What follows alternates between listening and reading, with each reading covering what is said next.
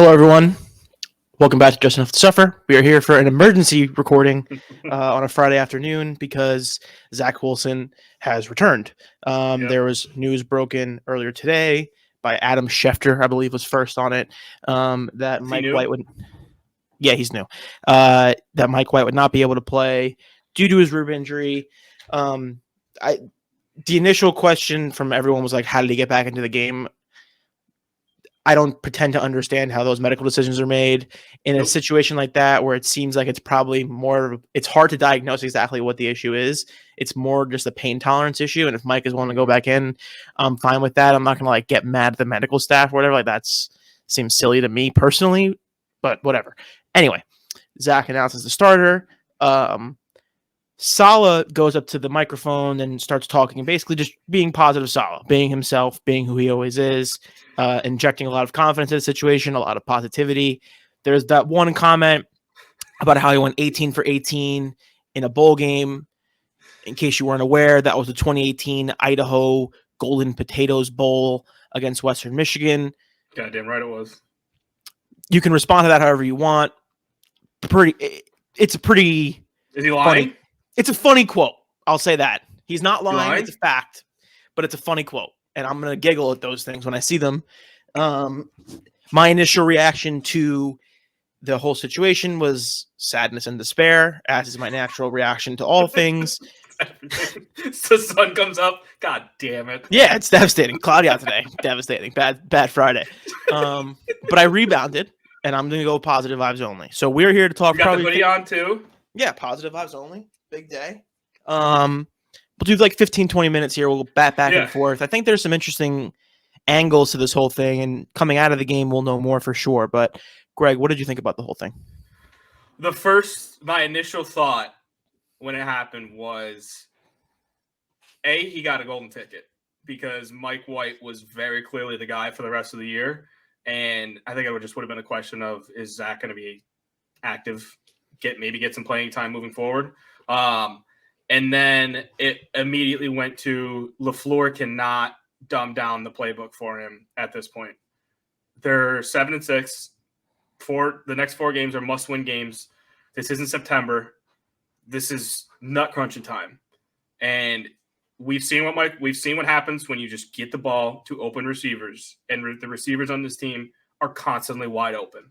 It's a very not hard thing to do to throw the ball to an open receiver.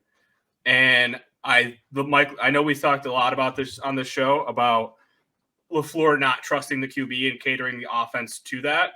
They're not in a position to do that right now. They can't. They don't have the facilities at running back right now. I mean, Bam Knight, the running back. What? Nothing. I'm just saying. In my head. Keep going. No, it's just they can't. This is not an opportunity to dumb it down. It's Zach. We got to go. Right? Figure it out. Yeah, I'm with you 100%. I'm with you 100%. So just as you were talking, Mike White was speaking to the media. It didn't come up initially. Mike White said it didn't come up initially on the x-ray, but his ribs are fractured. They'll get scans next week and then go from there. To be honest, the video of him getting crunched by Milano, it seems like one of those videos that if it was 15 years ago, there'd be an animation of broken ribs happening, NFL Blitz back in the day. That was jacked up. Yeah, he got jacked up, actually. So the fractured rib is not a stunner. Just more speaking to how amazing Mike White is as a person. He talked to 10 different doctors trying to get clearance, and he said he asked the Jets if he even needs their permission to play or if he can just play. So he's trying to play. That's a football guy. That's a football guy. That's a mid-round pick or a late-round pick, whatever, who's trying to stick around and trying to stay in the game, and I respect Robert Saleh, do I need both of my arms to play? Yeah. My left arm was amputated. Do I need both? Can I play? So let's focus on Zach for a little while. I think we'd be lying if we said that this was the ideal situation. We'd be lying if we said we felt like he was fully prepared to come back. I think he would be lying if he said he felt like he was fully prepared to come back. That said, this is the situation we find ourselves in. Joe Flacco is unable to play the position. So you have to go with Zach. It actually makes me wonder if Flacco wasn't horrible, if they'd be playing Zach this week. Because now the new thing is, I saw on New York radio, I had WFAN on for 15 minutes, and I heard Brandon Tierney. Brandon Tierney was talking about how he basically was like, maybe it was a conspiracy to get Zach back in the game this week, because the Lions are a quote unquote soft landing spot. So, I love a good conspiracy theory. I don't hate that idea. I think that's the dumbest fucking thing I've ever heard.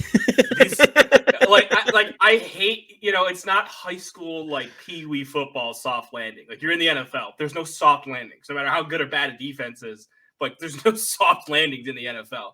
You got to just go in and play and figure it out. Yeah, and I think that all like that scenario that he laid out, which again, like it's all in good fun, and I really don't really care. But we need Artie from the post games thoughts on this. Oh, that's my guy, Art. He just comes on and screams. I can't wait to hear him. You know who I'm talking about, right? Yeah, there's like 4 or 5 points in the call where I'm expecting like the call just to drop, and it's because he had a heart attack. Yeah, he just screams into the phone, and then he's not even mad. I used to think he was angry. He's not. That's just his inflection. That's just how he speaks. It's like the calmest. It's very angry Jersey voice ever. Yeah. It's very, very Jersey metro, New York metro area. Anyway, sorry, got distracted on that one. But it's just with Zach, I think I'm choosing to be positive. I'm just gonna hope that he plays well. Hope that he saw the last few weeks and was like, oh, if I just kind of stand in the pocket and I'm not scared to get hit, a lot of good things are going to happen. My guys are going to get open. If I can keep my feet together, and that's the thing Saleh says the most. Saleh talks about his feet like every day, and like whenever they talk about Zach and what he needs to do better, it's his footwork. So again, I don't think it's possible to fix something like that in 2 weeks, but hopefully he's picked up enough tools that he makes fewer mistakes than he did in the past. And the team rallies around them. I think that's also another thing that, quite frankly, I'm just concerned about. I think there was a lot of it was very obvious when they took the job away from Zach that the team was very excited about that. How do they respond in a scenario where he's coming back in when they're not ready and their guy got hurt? How does Zach respond to that? Because a lot of it is on Zach, it seems to me. It seems like he has a lot of work to do in building up relationships, and not necessarily relationships, but like chemistry and trust from the teammates. Yeah, trust is the right word. On the field, trust from his teammates. We saw these guys, and we saw what Mike White did, especially in the last week, where he's not afraid to stand in the pocket and get a fractured rib to hit an open receiver and move the chains. And in a game, it's a cold, windy day in Buffalo. It's just a hellhole for a guy to come back from an injury like that. Nevertheless, like a fine day in the fall. But to run out of the locker room and even come back and even just attempt to play in that game and still hit some money throws after he came back, like that tells you everything you need to know about Mike White. And Zach is a guy who we haven't seen be able to stay in the pocket and take a hit even with impending pressure coming. He's a guy who, especially this year, at the first sight of pressure, drops his eyes and bails. And I mean, we've seen it. There's a lot of guys still open. And if he waits that extra second, sure, he might get hit, but guys are going to be open. And that's something we're going to find out very quickly is, are we going to get this quote unquote reformed Zach Wilson? Maybe to an extent. I don't think it's going to be a full 180. I think if you're in that mindset, if you're in that mindset, that's on you more than it is him. But if you do see some incremental improvements and we see him say, like you were saying, hey, I saw what Mike White could do. I saw how easy it could be in some scenarios. Now, sure, he's going to take his lumps. He's going to have to go out on a limb and try to make some throws. But a majority of the time, these guys are wide open. And Detroit is not a very good pass defense. So I assume guys will continue to be open. And you're going to have to hit them. And for Zach, he needs to be the number 2 pick in the draft. Like to not overstate. Not even that. Dude, he needs to be the number 2 pick in the draft. Like he needs to be able to step into a role and perform. He doesn't need to be a superhero. He doesn't need to be running around the field making ridiculous plays. He needs to be a first-round pick in the NFL draft who's 2 years into his career and is able to work through progressions in an offense that he's been in for 2 years. Like it's not asking for a whole lot. No, I mean, we've like you see a guy like Brock Purdy in a similar system. Now, that's a guy, Kyle Shanahan, who's kind of perfected that system, but still the same elements remain. A guy like Brock Purdy, the last pick in the draft, gets thrown in mid-game and then has a week to prepare, a week to prepare for Tampa Bay and then a short week against Seattle. So everything is kind of hectic for him. He looks fine. Looks like a fine walked player. in it's actually crazy. It has no real impact on anything that we're talking about, but it is crazy that Mr. Irrelevant in the most recent draft came into a game, beat Tom Brady, and then on a short week went into a Beat division. Miami. They Beat Miami. Yeah, I'm sorry, beat Miami. Playing pretty well. Yeah, beat Miami, and then walked into a division rival's home stadium on a short week and beat the crap out of them. Like, they beat them down that whole game. Yeah. Beat the Crazy. brakes off Brady when all of his family bought tickets to see Brady. It's And then unfortunate. go into Seattle. Yeah, like you said, and play really, really well. Yeah. No, you're right. You have to, like, we're not like you said, we're not asking him to throw out this like Mahomesian performance. Like, I just need you to look like a guy who was like glimpses of a guy who was drafted number 2 overall. It's not hard, and the Jets have the weapons to do it too. It's not like I keep going back to it because it's the most recent one. It's not like they're asking Sam to come back after an injury, and you're throwing to guys like Robbie Anderson and Jeff Smith. I mean, I can't even remember the weapons that they had the last couple of years of Sam Singler. That's not the case. Garrett Wilson's going to win Offensive Rookie of the Year. You have a guy in Elijah Moore who's getting open. They get the defense is going to do its job. I'm assuming the defense is going to do its job. They're going to be in more than anything is the real thing, and that doesn't change regardless of who the quarterback is. Which makes it more and more insane to me and more frustrating that they have such a good defense, and the bar was already so low for Zach, and he still couldn't reach it because of the amount of times the defense was putting him in the game. You're 100% right. We are moving past that as a group. Positive vibes. Positive vibes. I think a fair expectation for Zach on Sunday is like 20 of 32 for 217 yards and 2 touchdowns. We cannot have an 88-yard or 103-yard performance. We cannot have it. If you woke up, Sunday afternoon at 6:00, you looked at the box score after the game and you were like, yep, 20 of 32, 225 yards, 2 touchdowns and a pick, I'd be like, hell yeah. Over the moon. Hell yeah. They threw the ball 150 times with Mike. Throw the ball. Yep. That's the other thing. People like it's going to be, of course, they're going to rely on the run game. Big game for Bam. Huge game for Ty Johnson. James Robinson, give me something. But like, Zach has to throw the ball and needs to complete passes, and they need to get him going early too. That's the other thing. And this is where we haven't gotten into. We didn't do episodes for a couple of weeks, but like we haven't really gotten into the offensive coordinator part of this. I know that he was worried in the past about like making sure Zach was safe, and he didn't want him to make mistakes and blah blah blah. He's got to put him in positions to succeed and like build confidence. It can't be like put him in a box and hope he doesn't make a mistake. It's the opposite. Well, and that was my biggest thing, and we've seen, I think the last couple of weeks have really brought it to light that this wasn't a LaFleur thing; it was a Zach thing. And if you're going to plenty of issues still that LaFleur's claused the last few weeks. Well, yeah, I mean it's his second year. It's a little bit of everything as always. Yeah, yeah. I mean, he has a couple like bad weeks in big spots, and people are ready to fucking throw him out of town, which I don't get. But that's not what I'm saying. Neither here nor there. I mean, yes, the personnel too. Irrelevant. Keep going. Yeah. But the thing this drives me insane. When we say get the QB going, that doesn't mean throw the ball to the fucking flat to the running back with no guys in front of him to block. You know who's really good at getting open over the middle? Garrett Wilson. Everyone in this Jets roster. Yeah, Eli. Braxton Berrios is great at that. Garrett's good at that. CJ gets open all the time.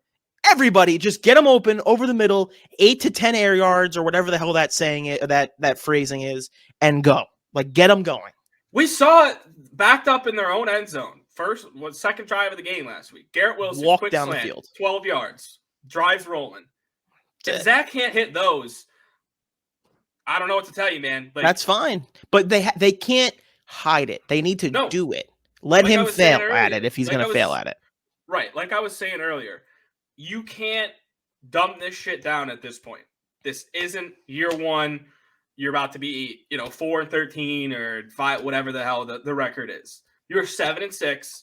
You have a prime opportunity in front of you against a Lions team that's pretty hot right now, but on the road in a cold environment with a guy that Saleh has pretty much owned over his career. You're playing a Jacksonville team on a short week. Again, hot at the moment. We'll see about them playing Dallas. A Seattle team that has cooled off, and a Miami team that's like a game or two away from being in a free fall. Like 4 very winnable games. this is not the time to be, we have to cater things to Zach. No. Either Zach gets it or he doesn't get it.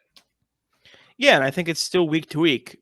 Meaning, I think the next 2 games are going to be Zach no matter what. Mike White has fractured ribs, like he's not playing on Thursday night.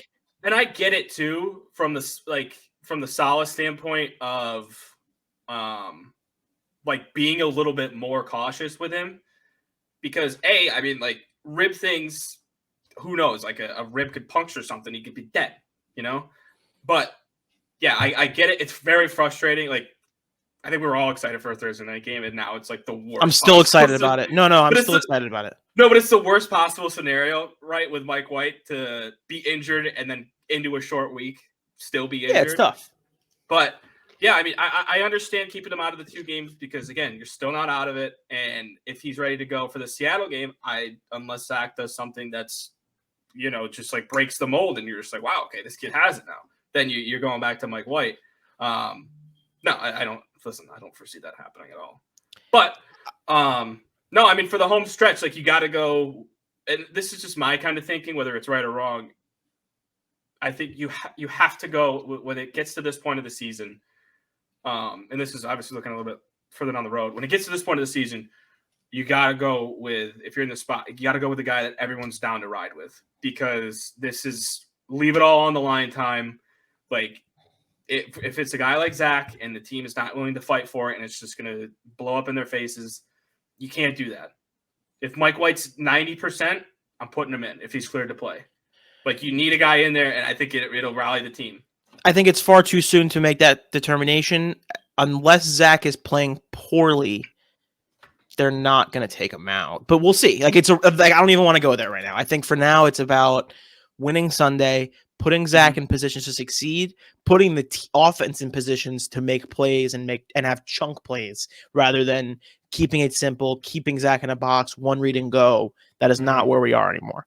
You have to give him all the rope, give him all of the rope, give him every opportunity to succeed, put all the good receivers on the field at the same time, blah, blah, blah, blah, blah, blah. And then at the end of the game, we'll figure out where we are. I think for now I'm happy to give Zach another opportunity to be the number 2 pick. That is my position. Yeah. And no matter what, defense will keep us in every game. So I don't think this changes the game that much for me in terms of like prediction and thought. The Jets are still going to win, in my opinion. It's just going to be a matter of how successful can Zach be on offense and how much is the offense opened up, leading to more points, leading to a different score. Yeah. No, I'm in lockstep with you there. I mean, we've seen it. They didn't get blown out really at all this year. And even in the 2 games they lost with Zach at quarterback, like, every time the Jets had the Patriots had an opportunity to really kind of put the nail in the coffin, the Jets defense showed up. Now, without Quinnen, I don't know, but I still think this defense has the guys, and they have the scheme and the system, and they're at a point where they're all so bought in that, yeah, it's going to suck to not have a potential defensive player of the year candidate in the middle, but I do think they could still get the job done and play at an elite level. I'm with you. All right. So with that was a good time. I think quick and easy, get our thoughts out there. We will be back on Sunday night after the game, providing thoughts on an always exciting, very interesting Sunday. Yeah. Always exciting, never boring with this team. And they've given us everything we wanted from an excitement standpoint. Whether it's the type of excitement we want is irrelevant. We're getting it now, and that is it. So for me and Greg, thank you for listening. If you made it this far, like and subscribe, comment, all that good stuff, whatever. Thank you.